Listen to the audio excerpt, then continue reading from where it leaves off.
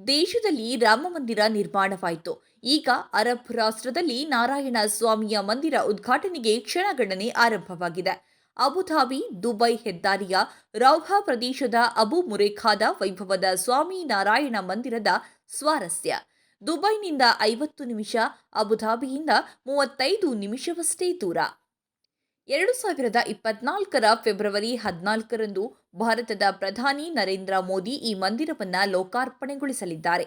ರಾಮ ಮಂದಿರ ಲೋಕಾರ್ಪಣೆ ವೈಭವದ ಜೊತೆಗೆ ರೌಹಾದ ಸ್ವಾಮಿ ನಾರಾಯಣ ಮಂದಿರದ ಸಂಭ್ರಮವೂ ಸೇರಿಕೊಳ್ಳಲಿದೆ. ಇದು ಹಿಂದೂ ಮುಸ್ಲಿಂ ಎರಡೂ ಸಮುದಾಯಗಳು ಸಾಮರಸ್ಯದಿಂದ ಬೆರೆತು ನಿರ್ಮಿಸಿದ ಭವ್ಯ ಮಂದಿರ.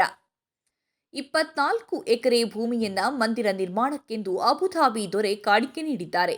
ಜಗತ್ತಿನ ವಿವಿಧ ಭಾಗಗಳಲ್ಲಿ ನೆಲೆ ನಿಂತ ಧನಿಕ ಹಿಂದೂಗಳು ಈ ಮಂದಿರ ನಿರ್ಮಾಣಕ್ಕೆ ಖರ್ಚಾದ 700 ಕೋಟಿ ರೂಪಾಯಿ ದೇಣಿಗೆ ಬರೆಸಿದ್ದಾರೆ.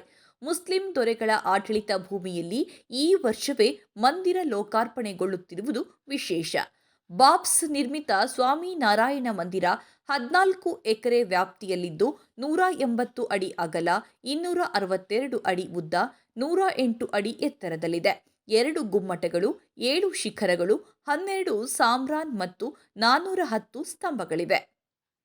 7 ಗೋಪುರಗಳಿದ್ದು ಮಂದಿರವನ್ನು 40,000 ಕ್ಯೂಬಿಕ್ ಮೀಟರ್ ಅಮೃತಶಿಲೆ, 1,80,000 ಘನ ಮೀಟರ್ ಮರಳುಗಲ್ಲು ಮತ್ತು 18 ಲಕ್ಷ ಇಟ್ಟಿಗೆಗಳಿಂದ ನಿರ್ಮಿಸಲಾಗಿದೆ. ಅಕ್ಷರಧಾಮ ಮಾದರಿಯಲ್ಲೇ ಈ ದೇವಾಲಯವನ್ನು ನಿರ್ಮಿಸಲಾಗಿದ್ದು, ಇದಕ್ಕೆ ರಾಜಸ್ಥಾನ ಮರಳುಕಲ್ಲು ಮತ್ತು ಯುರೋಪಿಯನ್ ಮಾರ್ಬಲ್ ಬಳಸಲಾಗಿದೆ. ಇನ್ನೊಂದು ವಿಶೇಷವೆಂದರೆ ಈ ದೇಗುಲ ನಿರ್ಮಾಣಕ್ಕೆ ಎಲ್ಲೂ ಉಕ್ಕು, ಕಬ್ಬಿಣ ಬಳಸಿಲ್ಲ. ನಿರ್ಮಾಣ ಕಾಮಗಾರಿ ಪೂರ್ಣಗೊಂಡಿದೆ.